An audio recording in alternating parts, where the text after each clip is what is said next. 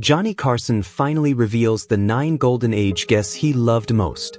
Before Netflix, before TikTok, before anyone talked about going viral. Every single night, at exactly 11:30, one man decided how America went to sleep. Johnny Carson wasn't just a late-night host. He was a habit, a comfort, a quiet companion at the end of the day. Over 30 years, more than 22,000 celebrities sat across from him.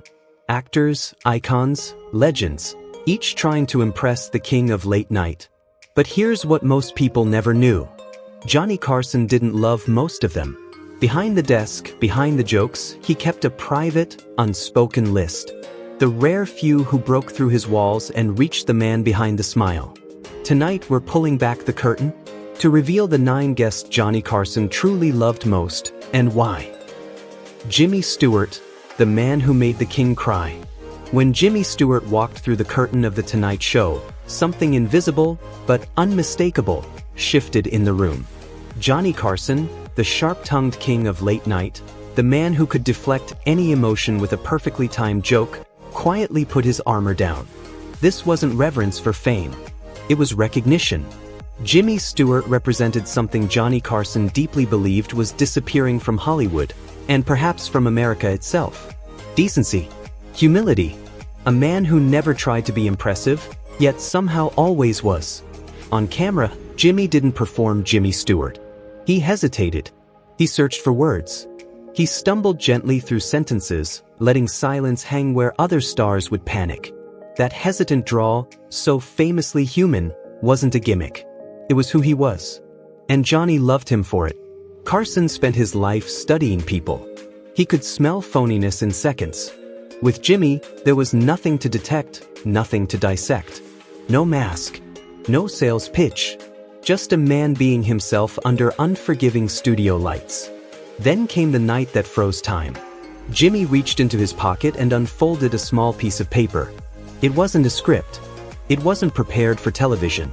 It was a poem about a dog named Bo. His dog, Garner. And as Jimmy read, his voice began to crack.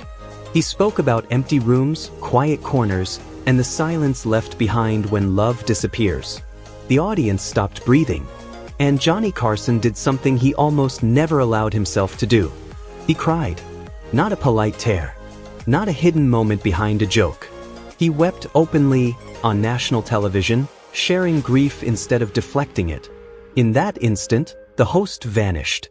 What remained was a man sitting beside a friend, honoring a truth too real to soften. Behind the scenes, everyone knew what a Jimmy Stewart booking meant. The rules bent. Timers were ignored. Commercial breaks were delayed. Johnny, famously strict about pacing, would wave producers off, silently saying, "Let him speak." In the ruthless world of television, time is power.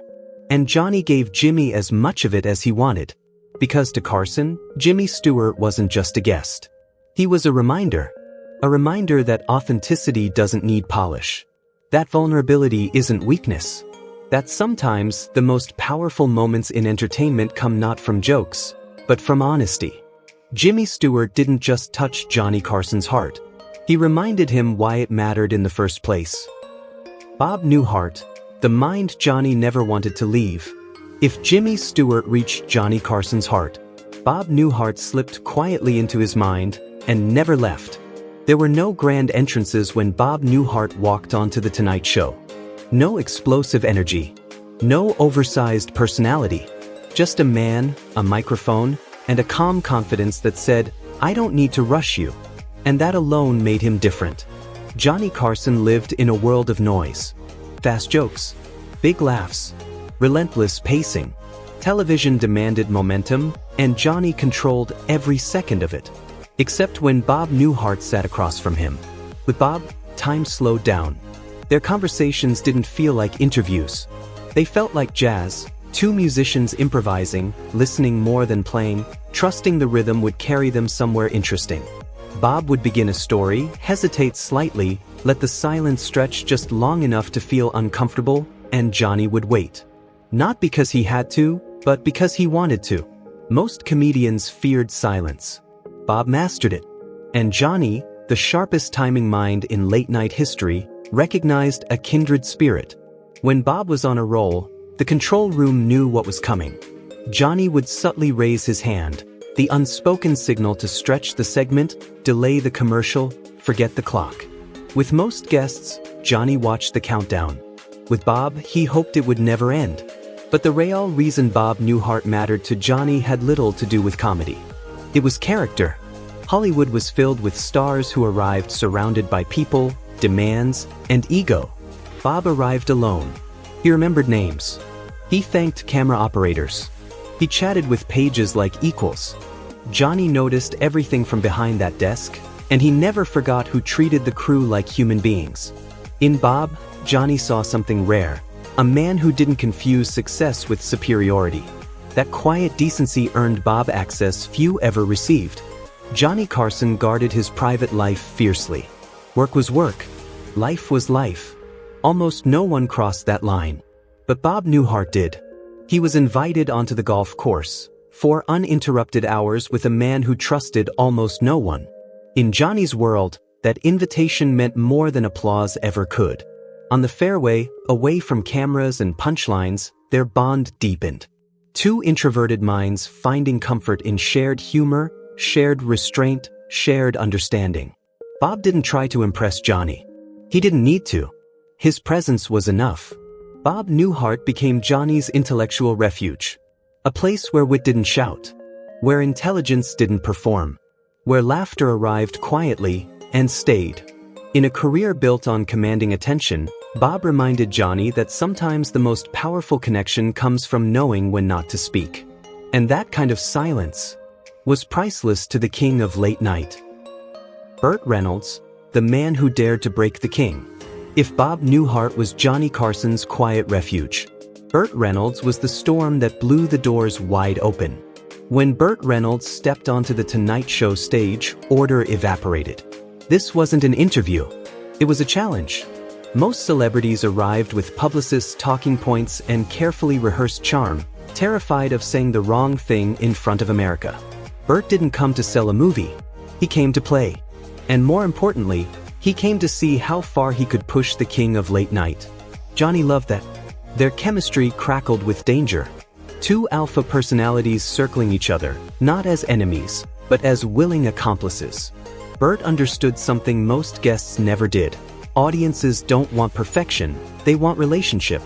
And Burt treated Johnny not as a host, but as a partner in chaos. Then came the moment that sealed their legend. In what was supposed to be a straightforward segment, Burt suddenly lunged forward and smashed a handful of shaving cream directly into Johnny Carson's face. The studio gasped. Producers froze. For a split second, it looked like television history had just ended. But Johnny didn't call security. He didn't scold. He exploded with laughter. Foam dripping down his suit, composure wiped clean, Johnny looked happier than he had all week. Because Burt had done the impossible. He had genuinely surprised him. Not scripted surprise. Not fake shock. Real, unscripted chaos. Johnny adored that. But chaos alone wasn't enough to earn his trust. Burt passed the real test later, quietly, mercilessly. Johnny Carson had a rule. If I can tease you, and you don't break, you're one of mine. Johnny went after Burt's failed romances, his box office bombs, his public missteps. And Burt didn't flinch. He laughed harder than anyone else.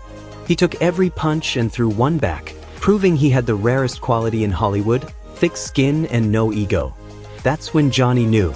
Burt Reynolds wasn't pretending to be fearless. He was. Behind the bravado was a man secure enough to look foolish, confident enough to lose, and generous enough to let Johnny win the moment. Burt wasn't trying to dominate the desk, he was turning it into a playground. For Johnny Carson, who spent decades maintaining control, Burt was freedom. Unpredictable. Dangerous. Alive.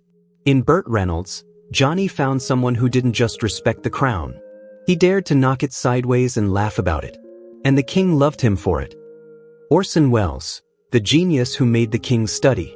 If Burt Reynolds set Johnny Carson free, Orson Welles made him sit up straighter. When Orson Welles appeared on The Tonight Show, Johnny Carson stopped performing and started listening. The desk between them no longer felt like a stage. It became a classroom. To the audience, Johnny was the quickest mind in television, a master improviser who could rescue any moment with a joke. But beneath that polished exterior lived something rarely fed in Hollywood: a serious intellect. And Orson Welles spoke directly to it. For most guests, Johnny relied on instinct. He skimmed notes, trusted his timing, and let charm do the work. But when Orson Welles was booked, Johnny prepared differently. He read history, literature, theater. He didn't want to entertain Orson, he wanted to keep up with him. He never did that for anyone else. Their conversations abandoned the usual late-night script. There were no promotional stories, no rehearsed anecdotes. Instead, they dove into Shakespeare's contradictions, political power, artistic failure, and the cost of genius. For a few precious minutes, America wasn't watching a talk show. It was eavesdropping on two minds thinking out loud. And Orson, for all his mythic status, refused to play the legend. He spoke openly about projects that collapsed, films taken away from him, moments when brilliance wasn't enough. In a city built on illusion, Orson Welles told the truth. Johnny recognized that courage instantly. Failure, honestly spoken, was more impressive to him than success carefully polished. Then there was the magic. In the middle of dense intellectual exchange, Orson would casually perform a sleight-of-hand trick, coins vanishing, cards bending reality. And in those moments, the scholar disappeared. Johnny Carson's eyes widened. The cynic dissolved. What remained was a child, staring at mystery with unguarded wonder. That was the paradox Orson embodied.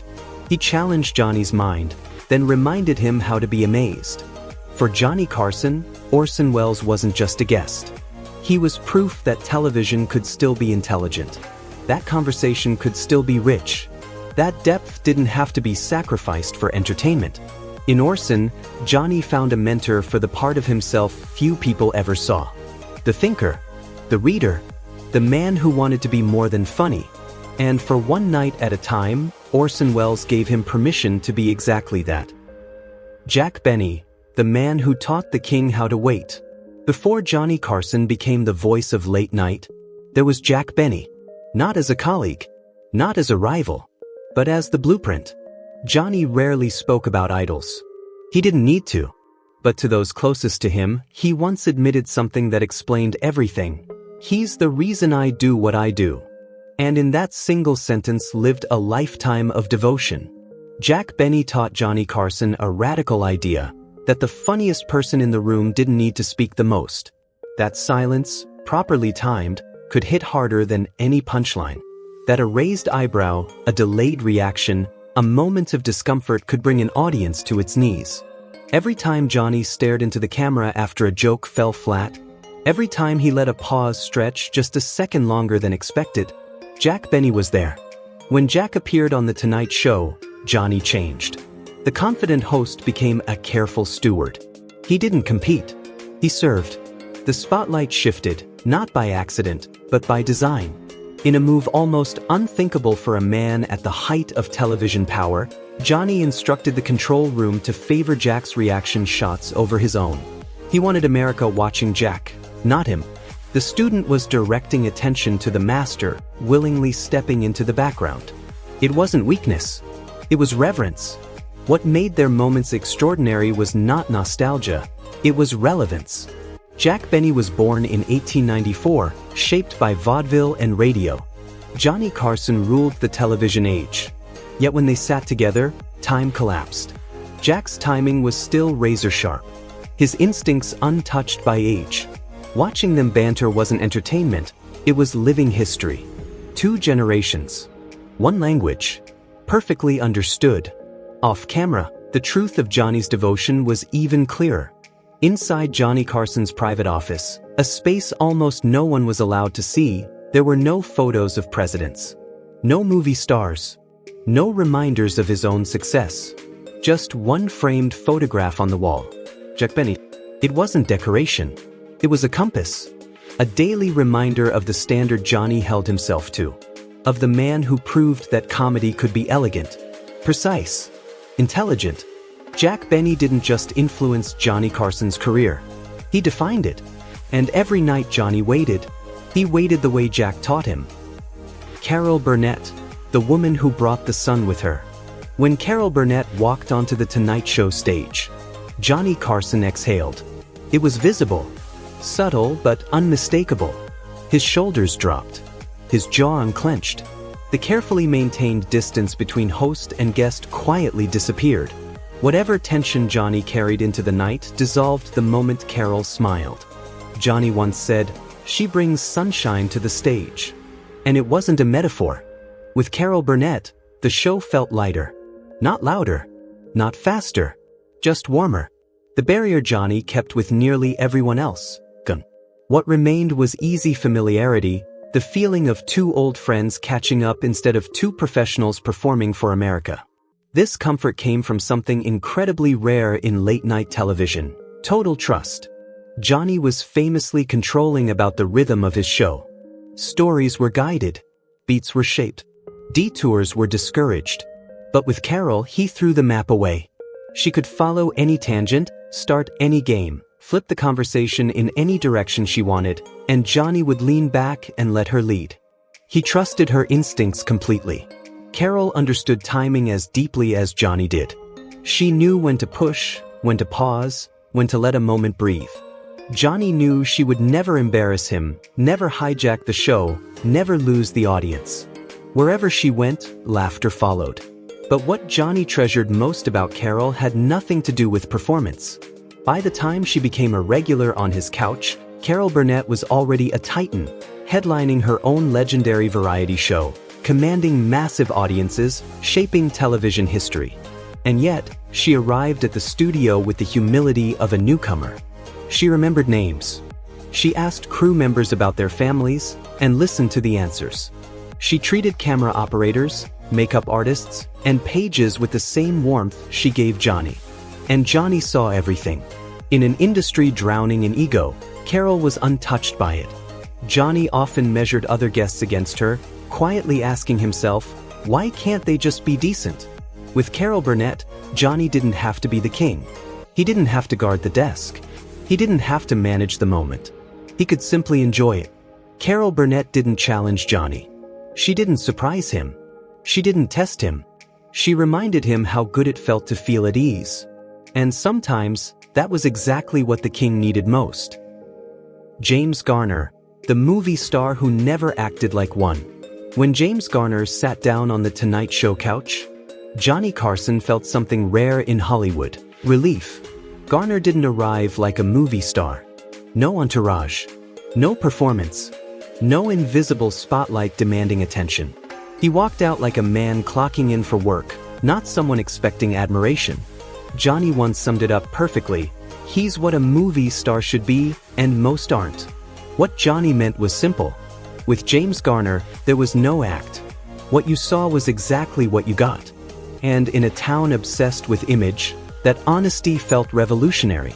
Garner spoke about iconic films, The Great Escape, Maverick, not with grandeur, but with practicality. He talked about long days, pranks between takes, missed cues, and friendships with the crew. He stripped away the mythology of stardom and replaced it with something far more relatable: work. Millions of viewers didn't see a legend reminiscing. They saw a regular guy talking about his job. Johnny valued that deeply. He had a private test for guests, one never announced, never discussed. Johnny watched how people treated the staff when they thought no one important was paying attention. James Garner passed every time. He thanked pages. He spoke to producers with respect. He treated executives and assistants exactly the same. Consistency mattered to Johnny more than fame ever did. With Garner, Johnny's defenses lowered without effort. Their conversations flowed so naturally that Johnny, normally meticulous about separating work from life, would occasionally reference private talks or shared experiences. Small slips. Rare breaches of a wall few ever crossed.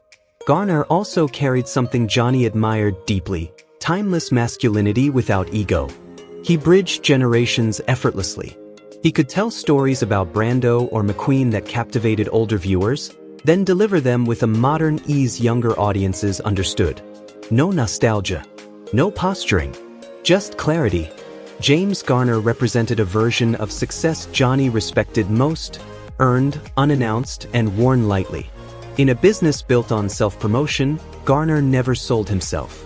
He simply showed up. And for Johnny Carson, that was more than enough. George Burns, the man time couldn't touch. When George Burns walked onto The Tonight Show, Johnny Carson stepped aside. Not physically, but spiritually. This was no longer late-night television. This was history entering the room.